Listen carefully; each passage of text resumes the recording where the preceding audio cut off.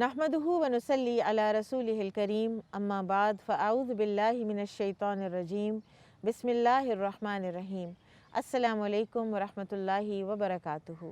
नाज़रीन, मैं उम्मे Usama programme women in Quran timeless stories के साथ आपकी खिदमत में हाज़िर हूँ। मेरे साथ मेरी अज़ीज़ साथी हैं उम्मे अली, जो कि एक इस्लामिक स्कूल की सीरा एंड कुरान कोऑर्डिनेटर हैं। मेरे साथ हैं सादिया फ़रहान, जो कि तालीम व ताल्लुम और कुरान व हदीस की तालीम देने और हासिल करने में पेश रहती हैं। मेरे साथ हैं राबिया कलीम, जो कि एक बहुत डेडिकेटेड मदर हैं, बड़ी फ़ोकस्ड हैं अपने बच्चों की तरबियत में, और उसके साथ साथ कुरान और हदीस के तालीम व ताल्लुम के लिए अपने आप को वक्फ़ किया हुआ है। मेरे साथ एक और डेडिकेटेड मदर हैं अमरीन फैसल, बहुत फ़ोकस्ड, एक हाफ़िज़ कुरान बच्चे की वालिदा हैं। अमरीन भी, राबिया भी और सादिया भी, माशाल्लाह। इसी से इनकी डेडिकेशन का आपको अंदाज़ा भी होता होगा। नाज़रीन, आज हम ज़िक्र करेंगे उन हस्तियों का कि जिनको अल्लाह सुब्हानहू व तआला ने चुना रसूल अल्लाह सल्लल्लाहु अलैहि वसल्लम की कंपेनियनशिप के लिए, और जिनको अल्लाह ताला ने इस दुनिया में आपकी बीवियां बनाया, और जिनको अल्लाह ताला ने जन्नत में भी आपका साथी बनाया है। सूरतुल अहज़ाब में अल्लाह सुब्हानहू व तआला फरमाते हैं, अन्नबिय्यु औला बिल मुमिनीन मिन अनफुसिहिम व अज़वाजुहु उम्महातुहुम। पैगंबर मोमिनों पर उनकी जानों से भी ज़्यादा हक़ रखते हैं, और पैगंबर की बीवियां उन सब की माएँ हैं। अल्लाह ताला ने अज़वाजे मुतहरात को उम्महातुल मुमिनीन बनाया है, मोमिनों की माएँ। माँ होना क्या सिग्निफ़िकेंस रखता है? एक तो ये कि उम्मत के मर्दों में से कोई भी उनसे नबी सल्लल्लाहु अलैहि वसल्लम के इंतकाल के बाद शादी नहीं कर सकता। फिर ये कि नबी सल्लल्लाहु अलैहि वसल्लम की बीवियां जो हमारी माएँ हैं, हमने उनकी रिस्पेक्ट करनी है, हमने उनको ऑनर करना है, हमने उनसे मोहब्बत करनी है, जैसे एक माँ की रिस्पेक्ट और एक माँ से मोहब्बत की जाती है, और हमने उनको अपना रोल मॉडल बनाना है। और फिर ये कि उन माँओं ने हमारी तरबियत करनी है जिसका कि हक़ उन्होंने अदा किया, जैसा कि हम देखेंगे कि किस किस तरह से नबी सल्लल्लाहु अलैहि वसल्लम की ज़िंदगी के जो प्राइवेट पहलू हैं वो आपकी अज़वाजे मुतहरात ने हम तक पहुँचाए, उम्मत तक पहुँचाए, और किस किस तरह हमारे लिए आसानियाँ पैदा हुईं।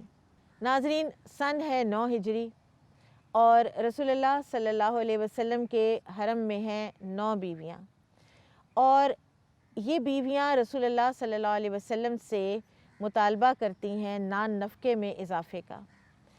और हालात क्या हैं?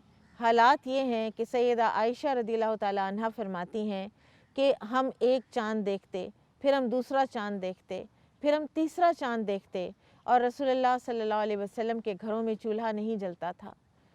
तो उनके भांजे ने पूछा कि खाला, फिर गुजारा किस चीज़ पर होता था? तो उन्होंने कहा, 2 काली चीज़ों पर, यानी खजूर और पानी पर। ये हालात थे, और इन हालात में नान नफ़क़े का मुतालबा कोई अनड्यू मुतालबा नहीं था, लेकिन ये नबी सल्लल्लाहु अलैहि वसल्लम की बीवियां थीं। इनको जो प्लेटफॉर्म मिला था उसमें प्रिविलेज भी था, लेकिन उसके साथ साथ रिस्पॉन्सिबिलिटीज़ भी थीं, ज़िम्मेदारियां भी थीं, उन्होंने रोल मॉडल बनना था।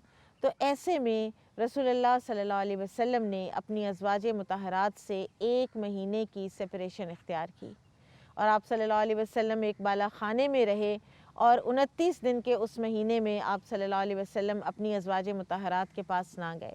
फिर अल्लाह सुब्हानहू व तआला ने सूरतुल अहज़ाब की आयात नाजिल की, जिनमें अल्लाह ताला ने नबी सल्लल्लाहु अलैहि वसल्लम पर ये नाजिल किया कि आप अपनी अज़वाजे मुतहरात को ये इख्तियार दे दीजिए कि अगर वो आपके पास रहना चाहती हैं तो फिर आपके घर में तो यही कुछ होगा, लेकिन अगर वो इस दुनिया की आराइश और ज़ेबाइश चाहती हैं तो मैं तुम्हें कुछ दे दिलाकर रुखसत कर देता हूँ। मैं आपके सामने इन आयात का तर्जुमा पढ़ना चाहूँगी कि जिनसे हमें एक बहुत क्लियर पिक्चर आ जाएगी कि अल्लाह सुब्हानहू व तआला ने अज़वाजे मुतहरात को किस प्लेटफॉर्म पे रखा, और नाज़रीन, अल्लाह सुब्हानहू व तआला अज़वाजे मुतहरात को किस मिशन पर लगा रहे हैं वो भी इन आयात से हमें पता चलेगा। और उस मिशन के इत्तिबा में एक औरत जो उम्मत मुस्लिमा की फ़र्द है, जिसकी वो माएँ हैं, उसको क्या करना है ये भी हमें पता चलेगा।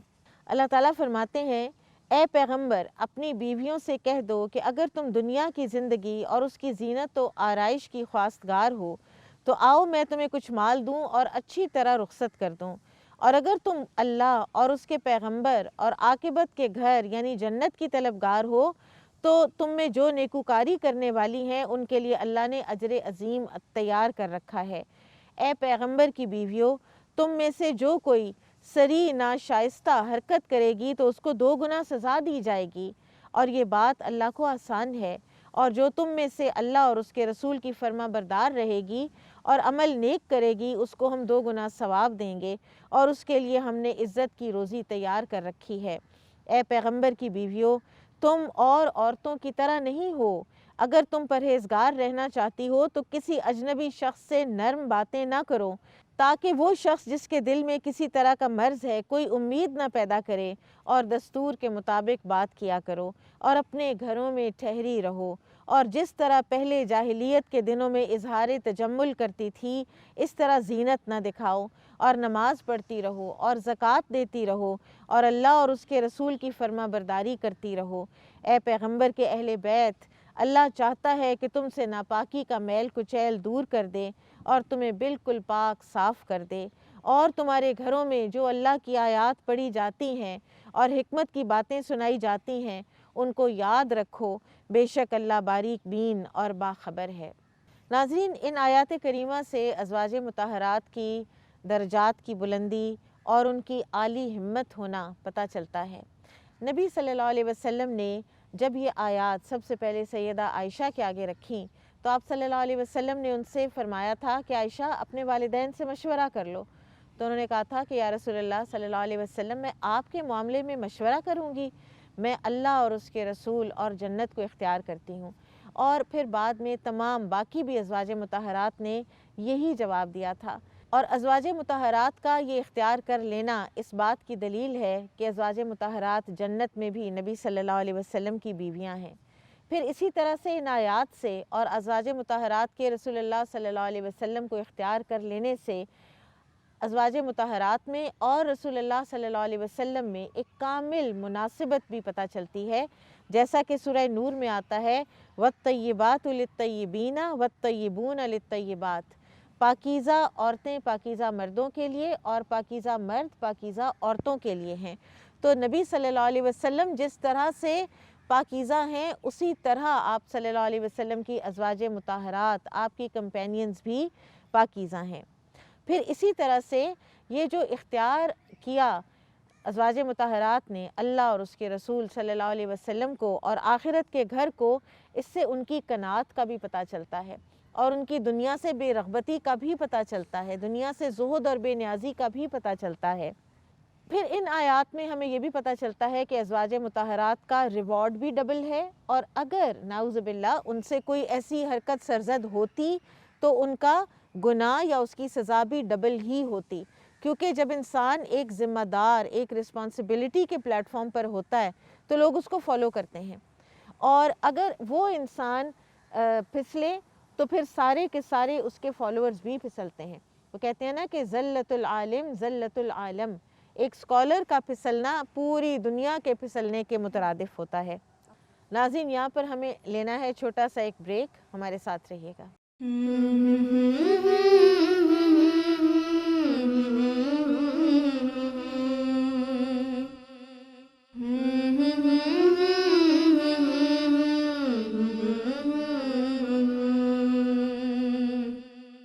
ویلکم بیک ناظرین، ہم نے بریک پر جانے سے پہلے وہ آیات پڑھی کہ جن میں نبی صلی اللہ علیہ وسلم نے اختیار دیا امہات المومنین کو کہ وہ یا تو اللہ اور اس کے رسول کو اختیار کر لیں اور یا پھر دنیا کی زیب و زینت کو لے لیں، اور اللہ اور اس کے رسول صلی اللہ علیہ وسلم ان کو کچھ دے دلا کر رخصت کر دیتے ہیں، اور ان سب نے اللہ اور اس کے رسول کو چنا۔ ناظرین، ان آیات میں ہم نے 2 اہم باتیں جو پڑھیں، وہ ایک تو حجاب کی بات ہے۔ امہات المومنین کا جو حجاب کا کرائٹیریا ہے وہ بہرحال ایک عام مسلمان عورت سے زیادہ اسٹرکٹ تھا، کہ ان کو ایک آؤٹ سائڈ ایک کنسیلمنٹ بھی ان کو چاہیے تھی کہ کوئی بھی بات کرے تو من ورائی حجاب کریں۔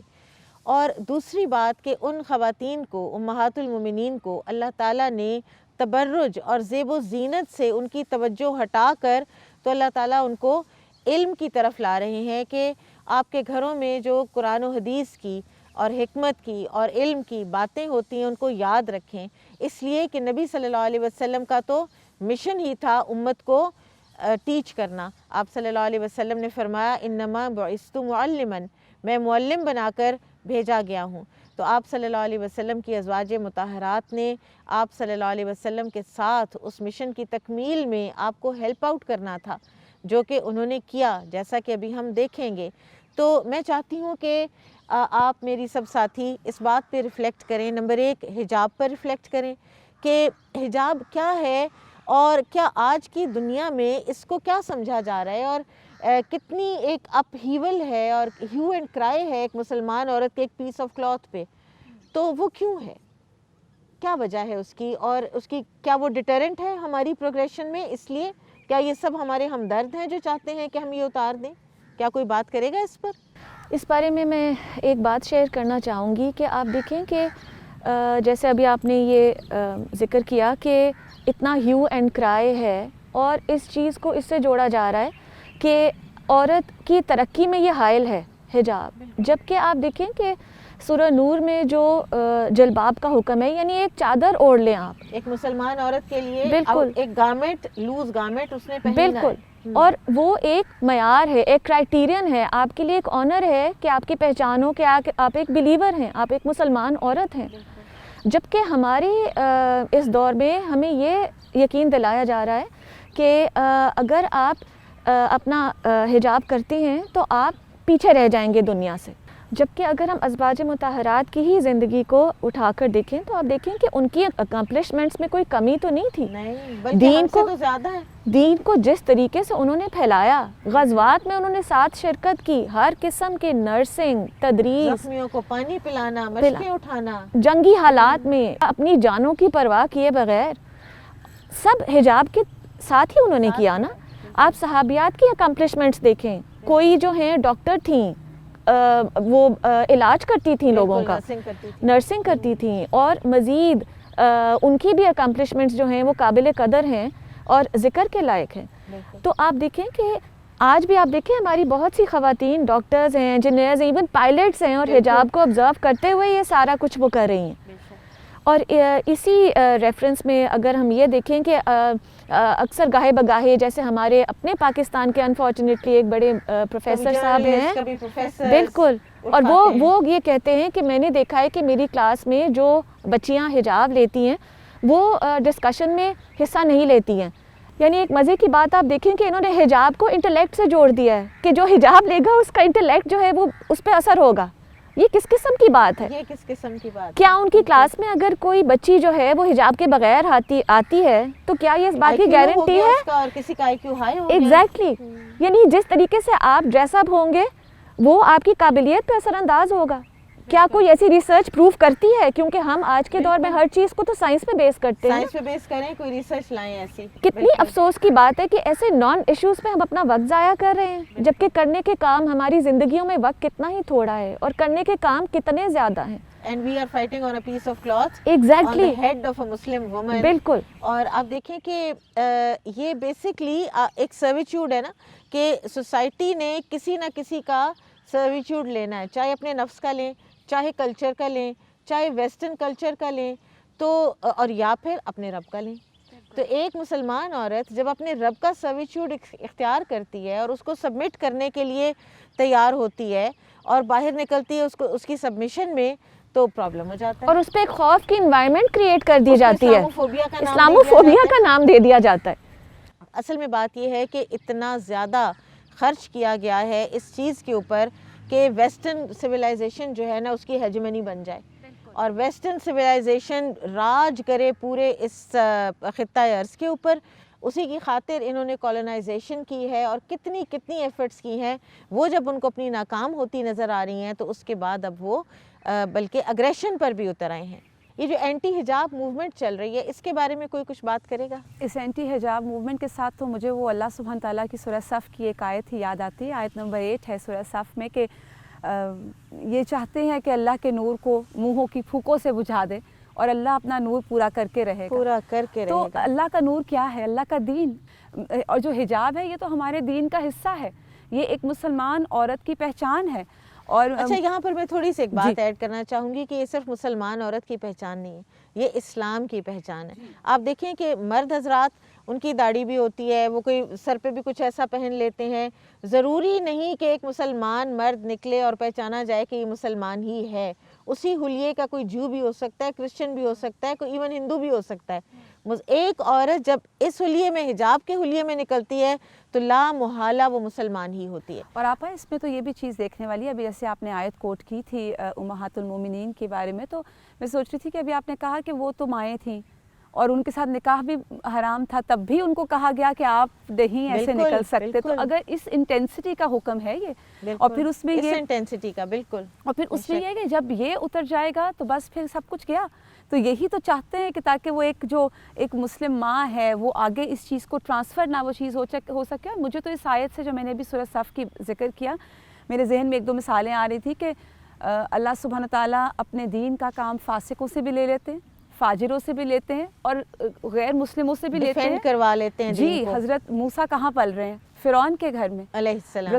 حضرت موسیٰ علیہ السلام فرعون کے گھر میں پل رہے ہیں. اور آپ اس کے بعد دیکھیے کہ رسول اللہ صلی اللہ علیہ وآلہ وسلم حج کا جب زمانہ آتا ہے, کفار کا پروپیگنڈا کیا ہے کہ ان کی بات مت سننا ورنہ یہ گھروں میں آپ کی سیپریشنز ہو جائیں گی اور پرابلمز ہو جائیں گی. اور وہ خود آپ صلی اللہ علیہ وسلم کا کام آسان کر رہے ہیں, وہ ذریعہ بن گیا دین کے پھیلنے کا, پروپیگنڈا نیگیٹو. اور آج کے دور میں مجھے یوں لگ رہا ہے کہ یہ جو پروپیگنڈا ہو رہا ہے, اینٹی حجاب موومنٹ جو ہے, یہ لوگوں کو دین کی طرف لانے کا باعث ہے. لوگ پڑھتے ہیں, لوگ پڑھنا چاہتے ہیں اسلام. آخر ایسی کیا بات ہے کہ عورت جو مسلمان عورت ہے وہ ہر چیز پہ جو پریکٹسنگ ہے, جو لیتی ہے حجاب, وہ ہر چیز پہ کمپرومائز کرے گی, وہ اپنے حجاب پہ نہیں کرے گی. اور اس کی مثال یہ بھی, جو مثال یہ کرناٹکا انڈیا میں ایک بچی کا جو واقعہ ہوا ہے, سبحان اللہ, اس کی جرت.